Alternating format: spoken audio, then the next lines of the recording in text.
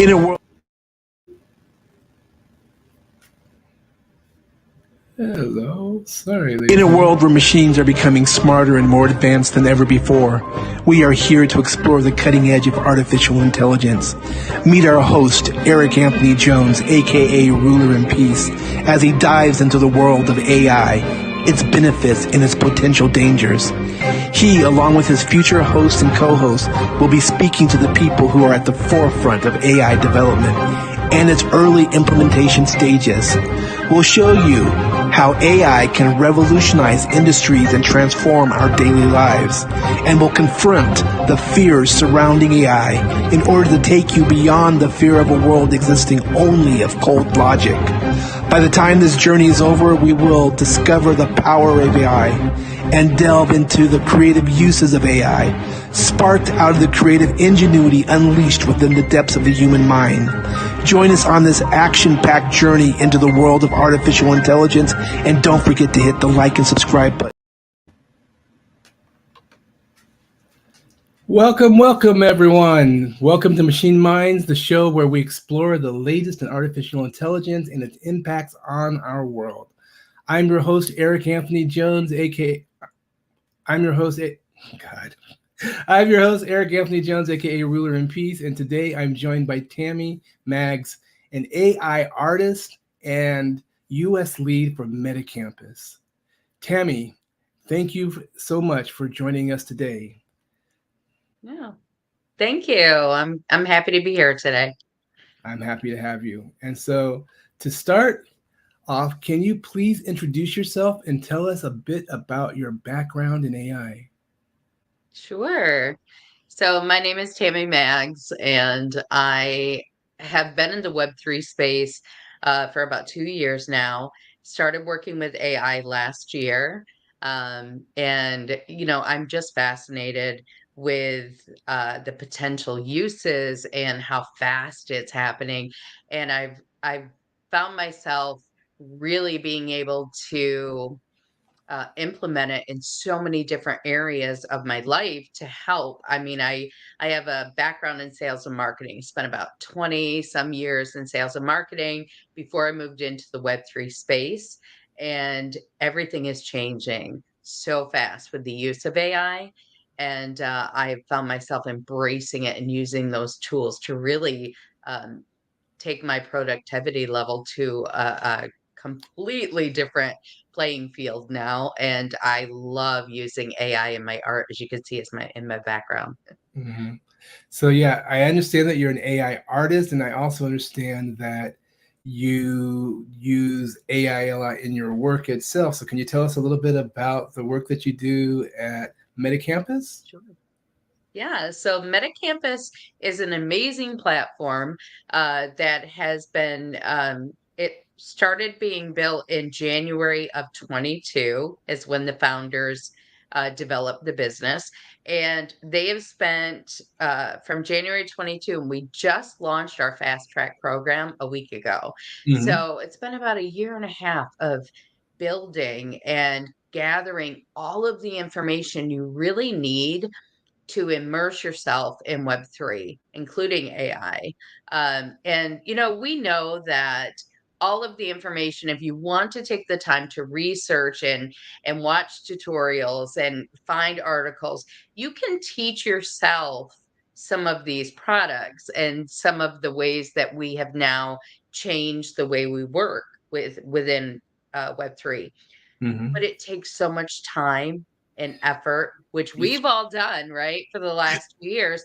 So what Metacampus has done is brought all of this information together and put those into an interactive, immersive way to transition from Web 2 into Web 3, because it really is a mind shift. It's a culture change, moving into the Web 3 level of participation and employment, and the way the future is going to be. So that's what we are. We're a platform to take entrepreneurs, professionals, brands, just people wanting to learn from Web 2 into Web 3 by interactive sessions, we take you on field trips into Decentraland, Metaverse, and we just make it a very easy way to really understand what's happening here.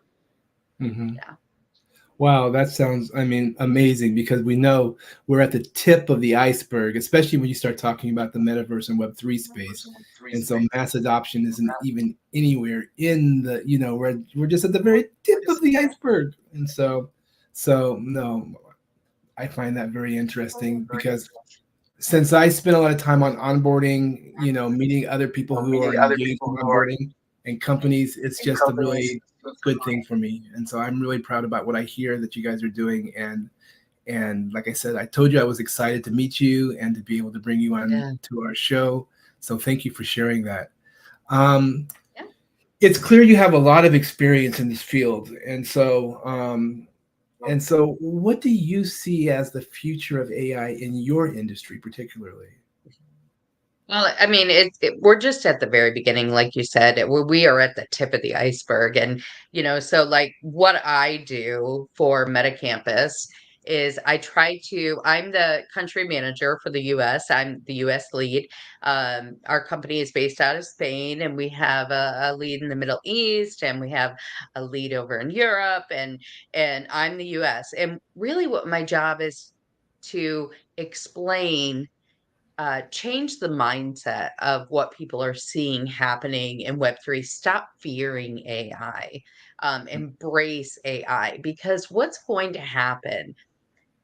We can debate and we can talk about, is it good for us? Should we slow it down? Should we stop it? It's not going to stop. It's continuing. Every day there's new tools being released. So the longer that we fight the advancements in technology, the further behind we're going to fall. So my job really is to convince people that if you educate yourself, if you use knowledge and research rather than fear and listening to people, without doing your own kind of research and education, then we can change with the transition. Because my biggest fear, especially in the United States, my biggest fear is that the longer we take to embrace and be able to use these tools to help us, the the further behind we get, the bigger our unemployment rate's going to be. What's going to happen when McDonald's goes to 3 employees because of automation? Because it's going to happen, right? We look at Walmart. You go in Walmart right now, and there's like one cashier. And we remember what it was like when we found out that they were going to have self-service, and everyone was like, oh no, fighting that. And we eventually learned to adapt, right? And now everyone's in there going, why is there no self-service open? Because we've embraced that culture and we've learned how to adapt. We need to get on board with AI as well, because these jobs that will be taken over by AI, we need to be able to transition our people to learn how to use them and learn how to pivot their career to the way technology is going to take us. I agree with you 100% with that as well. And so, but like you said, fear is a big deal, which kind of leads me to my next question, which is Yeah. that the potential risk of AI. What are your thoughts on the safety and ethical concerns around AI? Well, I mean, if you look at the tools that I use daily and what they've done for me, and then we talk about the fear, right? And the concerns and risks. I use ChatGPT every day. Mhm. I use it as a sounding board with just conversations, give me a couple things that I could, because I present a lot. I do live presentations. So give me Mhm. like 5 bullet points on the best use cases for MetaMask wallet or Uniswap, anything that I'm teaching that day. Then I Mhm. use those and I develop my own presentations. But then I go into AI. I have Canva Pro.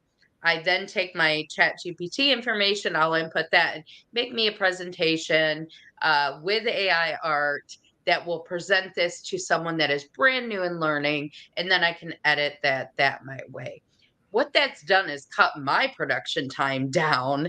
I can do an entire presentation in 30 minutes, from Mhm. art to graphics to I can put me a graphic on the amount of users now compared to a year ago, and it will build that whole chart for me, and I can put that in my slide presentation. So my Mhm. job now has gone, from a couple hours, 4 or 5 hours of research and putting this all together, into 30 minutes of me talking to the AI about what I want. And if it doesn't produce exactly what I want, I can then just talk to it and say, can we make it a little more funny, or can we make it more formal? Can you elaborate on point number two? And it will do whatever I say, because I've created this relationship based on my past conversations, where it really understands the way that I talk and the way that I like to present. I do that Mhm. with my art as well. The concerns that people are having is that, well, there's one, the biggest concern is that they're going to overtake us, right? And that humans won't be needed as well. That's one of the biggest concerns. And that's Mhm. not going to happen, it isn't. We're nowhere near um, the point where AI can think on its own. Will we get there? I believe yes, Mhm. absolutely. It will be able to train itself and then start thinking on its own and making its own decision, and even be empathetic with us. But we're not there yet. Mhm. And we, as the human race, as society, need to start working and embracing AI and learning about it. My concern is that tools are being released so fast. Every Mhm. day, something new is coming out, and the ones that are using AI are so afraid of missing the boat on the next big AI tool that will change their career, that they are downloading and using these without doing any kind of research. Yeah. So, my advice is find a project or a program like Metacampus that can teach you the ethical standards of using AI, what AI tools, what they do, and how to use them, or get, a mentor or a tutor or someone that knows AI to then guide you on what the right tools are, how you can use them, and what are the best ones to really invest your time in to help your productivity level. Speaking of the best ones and to to help your productivity level, is like, would you like to share with some of our listeners some of the tools that you really value and why? Well, I love ChatGPT. Love it. Right now it's free, right? Is that Mhm. going to be free forever? I don't think so. We're in beta testing, right? So we are allowed to use this for free, but the what you can do with that program is unbelievable. Like, I'm an advisor on a film project, Never Alone experience. And the founder of that project is Sherry McCracken, who is a film producer who's done film and TV, and she's incredible. But she's left like the Hollywood life and moved into Web3 because she believes in community project building. We're Exactly. getting ready to launch a script contest for our next movie. Hmm. And she is including this time scripts being developed through ChatGPT. Now, I've never done a screenplay, but I went into ChatGPT and I said, I would like to create a 20-minute short screenplay based on a character named this, that I said, a character named Sarah that has an accident that changes her entire career because now she's disabled, and she finds AI art, and she becomes this, world known artist, because she's always loved art, but she never thought she could make a living at it. But AI has allowed her, with her disabilities, to be this world renowned artist. And it's gave me a script, and then I was like, can we change her age? Can we change what she does? And I started this conversation, and I ended up with an incredible script that, listen, will never be produced, But I did send it to Sherry and say, look what ChatGPT and I did. So I think um, the use cases for people that have any kind of disability to be able to write short stories or disability or not, it just opens up that creativity. It'll even write legal contracts. I needed a contract written up, and I asked ChatGPT to write it for me, and it did. And then I ran it through a checker to make sure that everything was okay, and it wrote this contract. So it really allows people that use it the power to be able to do things on their own without that third party.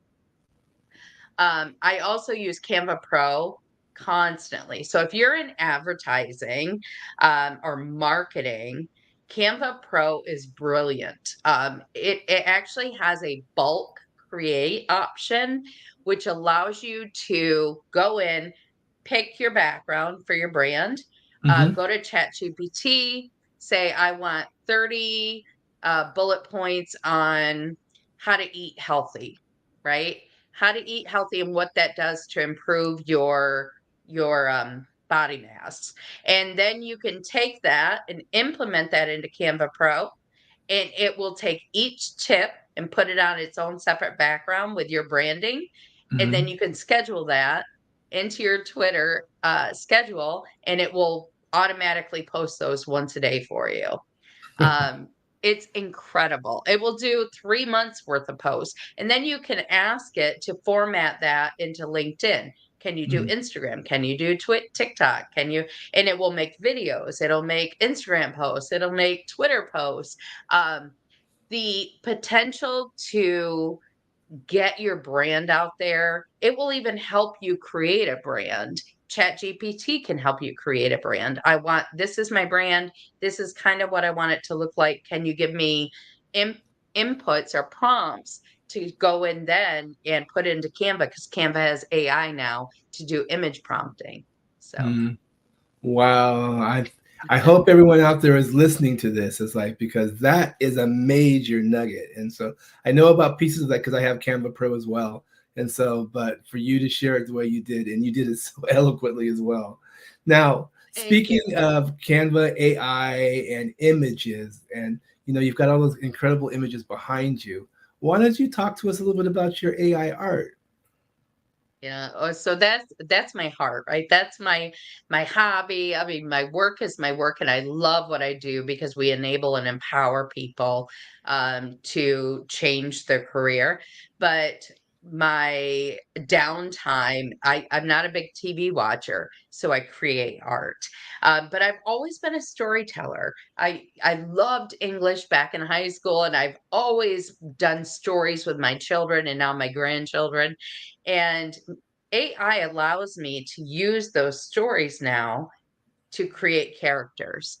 And so I find the power that you get to release what's inside you into an image is just incredible. Now, is it as easy as going in and saying, I would like a two-headed dragon that is living on a purple planet with, flying umbrellas around you? That's a prompt, right? It will give you some crazy image.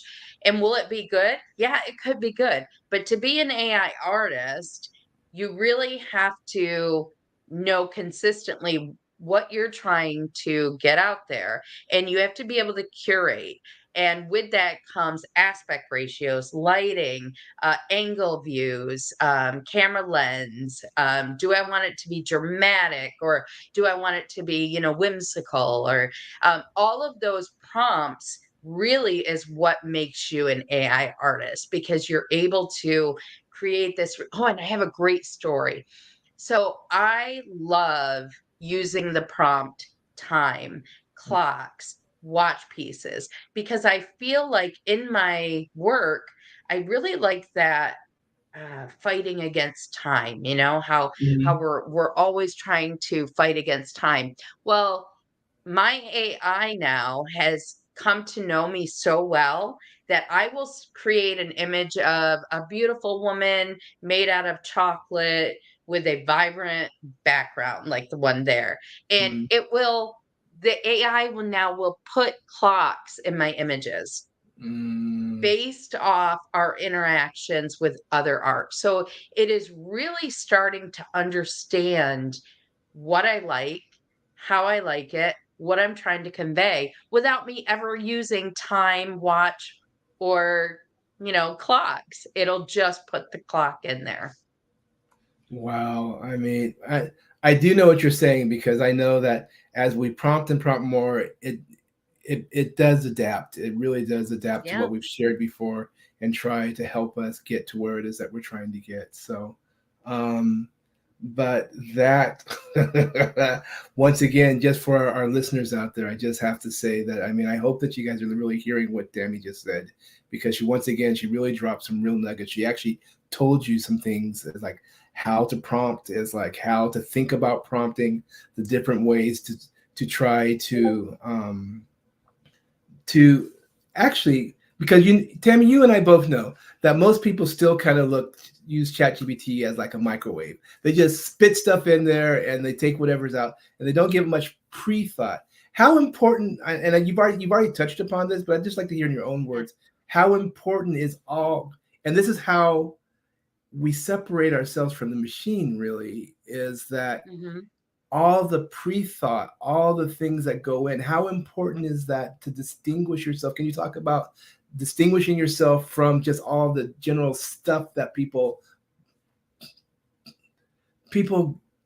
pull out of ChatGPT, for lack of a better term, Yeah. if you know what I mean? Again, I think it's really, and this is why it's so important that we start embracing these tools, because it is understanding that these are assistants to us. My Chat GPT is my assistant. My Mid Journey is my assistant in creating art. The more we embrace and use these tools and interact with them, the more they become a personal assistant to help us do our jobs. So, Chat GPT, if I go in there and I say, write me a short story because I have a presentation coming up. Write me a short story about, you know, a new user coming into Web3 and getting lost and feeling alone. Write me a short story about that, or give me tips on what to say to them. Well, it may spit something out that is good and you could just copy and use it, or you can start interacting with ChatGPT once it produces that to really get it to understand your thoughts, your uh, what am I trying to say? What you're trying to accomplish, I guess Exactly, your is what I'm trying to perspective. say. Yeah. Right. So then start just talking to it like it's a person. Mm-hmm. And so it spits this out and you say, okay, you know what? I am really concerned with their mental health. I would like it to be a little more empathetic. What are breathing exercises they could do if they find themselves in a FOMO position in Web3? Because we all know when we go into Web3, when we go into come into this space, it's like going down that rabbit hole, they say, Yeah, right? Or yeah, FOMOing in, and you're just overwhelmed with all these senses. So I would then speak to it and say, okay, if I'm giving a presentation on how to survive those first few weeks, what are some breathing tips? What are some exercises that we could do to pull ourselves back and take the time to research? And then it would give me those, and I would say, okay, I love number 2, but I don't really care for 3 or 4. So can you give me 3 more tips based off what you came up with number 2, because that's more in line with my thoughts and my processes. And it changes that, and it's working to get it to really say kind of what you wanted to say, but it does it in a way that saves you so much time than you sitting there trying to think of everything on your own. absolutely. And by the way, for our listeners, they may not know what FOMO means. So FOMO is fear of missing out. It's like this space moves so fast that sometimes once again, when you were sharing earlier about the next application, everyone's afraid of missing out on this. So one, people don't take the time to master what they already are exploring, and they're popcorning and jumping, Yes. and not really being able to become the masters that they could if they'd slow down, breathe, Yes. understand the tool that they're using, and spend the necessary time for pre-development. And then once you do the pre-development, then you can do the post-development as well, because it gives you something and you have that interchange. So that's really, really powerful advice. If you guys are listening, you should be taking notes. If you haven't been, go back and hit the replay if you're not. And so I want to say thank you for sharing those insights with us today. And before we wrap up, I know that you said that you really loved what when you shared that you really loved how it started putting the clocks into things and stuff like that. But I want to ask you, could you share with us a specific project or accomplishment related to AI that you're most proud of? You're just the most is like, wow, wow, wow, wow, wow, wow. Oh my goodness. Well, I'm just gonna say I can't really narrow it down to one specific thing, but what I can say, what I'm most proud of is that I am teaching AI tools at Metacampus. That we take our program starts from someone that doesn't even know what a blockchain is. They have no idea how to use it. They don't understand decentralization. They don't know what digital identity is. So we're taking those brand new people that have curiosity but don't understand it. In a 10-week span, we teach you all the basics. And in those 10 weeks, you also learn from me and from our expert contributor that works there, Jamie, how to use the tools that you need to help your career. So, in the advice that I'm going to say, just like you said, there are so many tools out there. You need to go, okay, I am a marketer. I am a podcast host. I am a screenwriter. What you are, and then find out what the best tools are and research those and listen to those. So the thought that I'm a part of something that's teaching people which products they need that would help them take their profession to the next level. Mm-hmm. I do that in a step-by-step tutorial kind of way that's easy to understand. I'm most proud of that. Awesome. I'm proud of you for that as well. You don't need my being proud of you, but I think that's great because that's what we do. That's what we do. We are here to educate, to empower, to inspire, uplift, encourage. And so I consider, you not only a fellow artist, a creative, but a kindred spirit. So now I guess the very last thing is, this is your opportunity to just pretty much just express anything else you'd like to share about AI that, in your work, in your field, in your art, in whatever is inside of you that you would like to share. Just please share with the audience. Yeah, well, I'm going to say, I'm just going to reiterate what I said as far as I really want people to start looking at AI tools as assistants. Do not fear them, embrace them, learn how to use them, and have that become a part of your work program, because when you know that you have those assistants there to help you take a 5-hour project down to 30 minutes, think about what you can do in your free time, or your next project. Think about the productivity level of your company. If you are a business, you need to be using these AI tools because you can create teams in there. Like Canva Pro allows you to have a team of like 12 to 14 people. You can all go in there and share these AI tools. Think about the productivity level that right there increases for your business, and using these AI tools to generate images for your branding and being able to schedule all of your posts and have that done already, then you're all you need is someone to be able to answer in real time, because we love using these tools, but it doesn't replace human interaction. So if I'm using an AI tool to do 30 posts, one a day for the next 30 days, I still want to take the time to interact with the people that respond to that, because building Absolutely. community is never going to be replaced by AI. But using AI can help you exceed your expectations in building community. And I really love that because,